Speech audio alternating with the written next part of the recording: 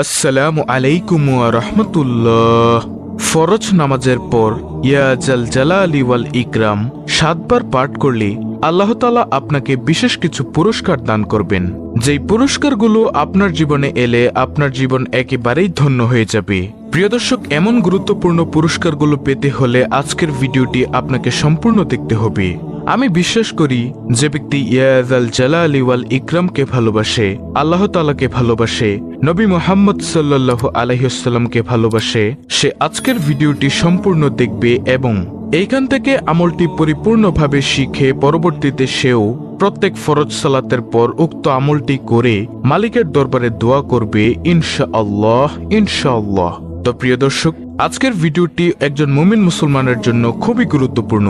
আজকের ভিডিওতে আমি 2টি পার্ট আলোচনা করব।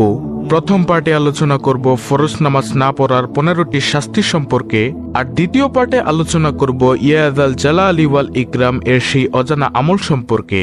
তাহলে চলুন প্রথম পার্টে আলোচনা করি ফরজ নামাজ না পড়ার 15টি শাস্তি সম্পর্কে। হাসরের মাঠে নামাজের মাধ্যমে হিসাব নিকাশ শুরু হবে।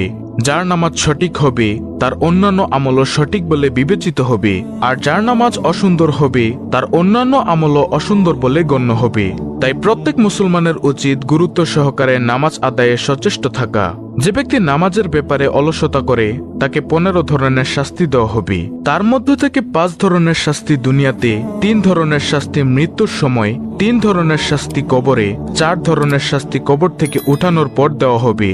দুনিয়াতে যে 5 ধরনের শাস্তি দেওয়া হবে তা হলো: নম্বর 1, তার জীবনের বরকত ছিনিয়ে নেওয়া হবে। 2, তার চেহারা থেকে নেককারের নূর দূর করে দেওয়া হবে। 3, তার নেক কাজের কোনো বদলা দেওয়া হবে না। 4, তার কোনো দোয়া কবুল হবে না। 5, নেকবান্দাদের দোয়ার মধ্যে তার কোনো হক থাকবে না। আর মৃত্যুর সময় যে 3 ধরনের শাস্তি দেওয়া হবে তা হলো: নম্বর 1, কষ্ট ও অপমানের সঙ্গে সে মৃত্যুবরণ করবে। 2, ক্ষুধার্ত অবস্থায় সে মৃত্যুবরণ করবে। 3, এমন পিপাসার্ত অবস্থায় সে মৃত্যুবরণ করবে যে সমুদ্র পরিমাণ পানি পান করলেও তার পিপাসা মিটবে না। নাউজুবিল্লাহ। কবরের যে 3 ধরনের শাস্তি দেওয়া হবে সেগুলো হলো: নম্বর 1, কবর তার জন্য খুব সংকীর্ণ হয়ে যাবে। এমন সংকীর্ণ হবে যে রাসূল সাল্লাল্লাহু আলাইহি ওয়াসাল্লাম বলেন, কবরের 2 পাশের মাটির চাপে এক পাশের বুকের হাড় আরেক পাশে ঢুকে যাবে। নম্বর 2, তার কবরে আগুন জ্বালিয়ে দেওয়া হবে। নম্বর 3, তার কবরে এমন একটি সাপ নিযুক্ত করা হবে যে সাপের চোখ হবে আগুনের, নখগুলো হবে লোহার, তার প্রত্যেকটি নখ লম্বা হবে 1 দিনের দূরত্বের পথ। ওই সাপের আওয়াজ হবে বজ্রের আওয়াজের মতো বিকট। সাপ ওই বেনামাজিকে বলতে থাকবে, আমাকে আমার রব তোমার জন্য নিযুক্ত করেছেন যাতে ফরজ নামাজ নষ্ট করার কারণে তোমাকে আমি দংশন করি। ফজরের নামাজ নষ্ট করার কারণে সূর্যোদয় পর্যন্ত দংশন করতে থাকি, আর জোহরের নামাজ নষ্ট করার কারণে আসর পর্যন্ত দংশন করতে থাকি। আসরের নামাজ নষ্ট করার কারণে মাগরিব পর্যন্ত দংশন করতে থাকি, আর মাগরিবের নামাজ নষ্ট করার কারণে এশা পর্যন্ত, আর এশার নামাজ নষ্ট করার কারণে ফজর পর্যন্ত দংশন করতে থাকি। নাউজুবিল্লাহ। এই সাপ দংশন করার সঙ্গে সঙ্গে সে 70 হাত মাটির নিচে ঢুকে যাবে, উঠিয়ে তাকে আবার দংশন করতে থাকবে। এইভাবে কিয়ামত পর্যন্ত তাকে আযাব দিতে থাকবে।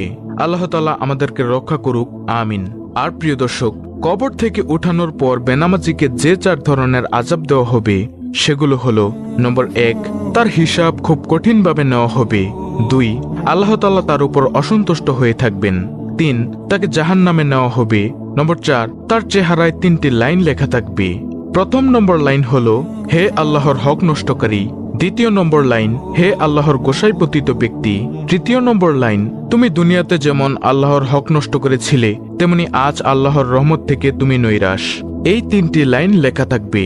প্রিয় দর্শক, এইভাবে বেনামাজিকে 15 ধরনের শাস্তি দেওয়া হবে।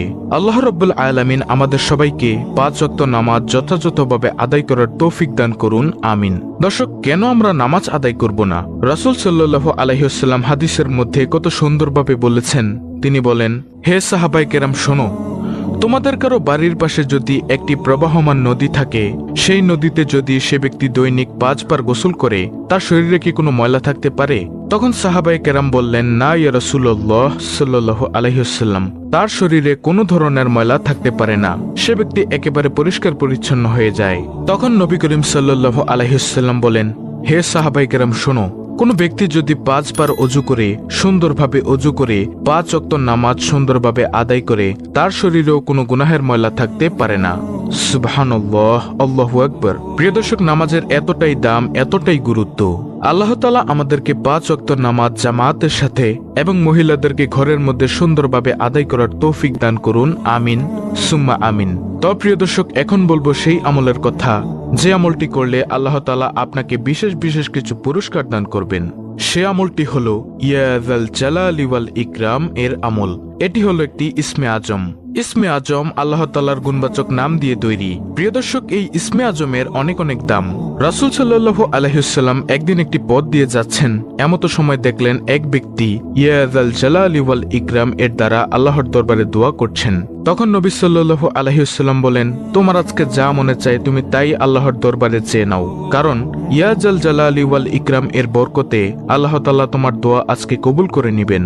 সুবহানাল্লাহ, আল্লাহু আকবার। আমাদের সমাজ থেকে আজকে এই ইয়া জাল জালালি ওয়াল ইকরাম এর জিকিরটি হারিয়ে গিয়েছে। অথচ কত দামি একটি আমল। আমরা যখনই মোনাজাত ধরব, মোনাজাতের মধ্যে ইয়া জাল জালালি ওয়াল ইকরাম এটা বলে আল্লাহর দরবারে কিছু চাইব। ইনশাআল্লাহ ইয়া জাল জালালি ওয়াল ইকরাম এর উসিলায় মহান রব্বুল আলামিন কিছু না কিছু অবশ্যই দান করবেন ইনশাআল্লাহ। তো প্রিয় দর্শক, আমলটি করার জন্য আপনাকে প্রত্যেক ফরজ সালাতের পর ইয়া জাল জালালি ওয়াল ইকরাম এর জিকির করতে হবে এবং ইয়া জাল জালালি ওয়াল ইকরাম এর জিকির করে মহান মালিকের দরবারে আপনি যা চাইবেন, এক কথায় আপনি যা চাইবেন তা যদি আপনার জন্য কল্যাণকর হয়ে থাকে অবশ্যই আল্লাহ তাআলা আপনাকে তা দান করবেন। কারণ রাসূল সাল্লাল্লাহু আলাইহি ওয়াসাল্লাম কিন্তু হাদিসের মধ্যে স্পষ্টভাবেই বলে দিয়েছেন যে ব্যক্তি ইয়া জাল জালালি ওয়াল ইকরাম বলে কোনো কিছু চায় তাকে আল্লাহ তাআলা খালি হাতে ফিরিয়ে দেন না। তাই প্রিয় দর্শক, আপনার ধন দৌলত লাগবে, রিজিকে বরকত লাগবে, ব্যবসায় বরকত লাগবে, আপনার মনের দুঃখগুলো আল্লাহ তাআলার দূর করাতে হবে, আপনার গুনাহের জন্য ক্ষমা চাইতে হবে, সকল কিছু মহান মালিকের দরবারে বলবেন। ইনশাআল্লাহ ইয়া যাল জালালি ওয়াল ইকরাম এর বরকতে আল্লাহ তাআলা অবশ্যই দোয়া কবুল করবেন। এছাড়া আপনাকে বিশেষ বিশেষ কিছু পুরস্কার দান করবেন। তা হলো, যেই বান্দা আল্লাহর হয়ে যায় আল্লাহ তাআলাও তার হয়ে যায়। যখন আপনি আল্লাহর পাগল হয়ে যাবেন আল্লাহ তাআলা আপনাকে গায়বী খাজানা থেকে রিজিকের ব্যবস্থা করবেন, আপনার অন্তরের মধ্যে প্রশান্তি দান করবেন, প্রশান্তিময় জীবন দান করবেন, পরিবারের মধ্যে সংসারের মধ্যে সুখ শান্তি দান করবেন ইনশাআল্লাহ, এবং সমস্ত আমল করার জন্য আপনাকে তৌফিক দান করবেন। আল্লাহ তাআলা বলেন, চেষ্টা করা বান্দার দায়িত্ব, পূরণ করার মালিক হলাম আমি আল্লাহ। অতএব প্রিয় দর্শক, আমাদের কাজ হচ্ছে চেষ্টা করা। আমরা সব সময় মহান মালিকের দরবারে বলবো, হে মালিক, তুমি আমাদের দ্বারা এমন কিছু আমল করাও যে আমলগুলো করলে তুমি খুশি এবং তোমার নবী মুহাম্মদ সাল্লাল্লাহু আলাইহি ওয়াসাল্লামও খুশি। অবশ্যই আল্লাহ তাআলা আপনাদের দ্বারা এবং আমার দ্বারা ভালো কিছু আমল করাবেন। প্রিয় দর্শক, এই ইয়া জাল জালালি ওয়াল ইকরাম হচ্ছে অত্যন্ত সুন্দর একটি আমল, যেটা রাসূল সাল্লাল্লাহু আলাইহি ওয়াসাল্লামও করতেন। আল্লাহ রাব্বুল আলামিন আমাদের সকলকে এই আমলটি করার তৌফিক দান করুন। আমিন।